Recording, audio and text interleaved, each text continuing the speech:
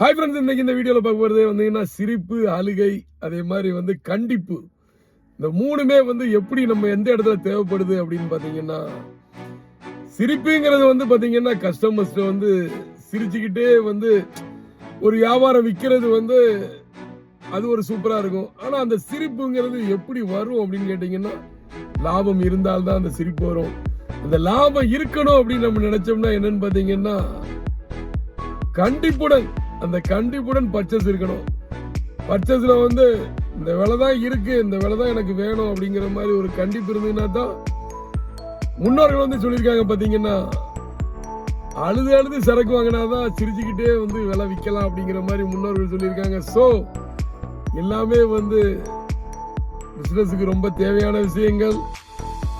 நல்ல முறையில் கண்டிச்சு சரக்கு வாங்குவோம், சிரிச்சுக்கிட்டே விற்போம், நல்ல ப்ராஃபிட் எடுப்போம், நல்ல பெரிய பிசினஸ் மேன் ஆகும், நல்ல கஸ்டமர்ஸ் அப்ரோச் பண்ணுவோம்.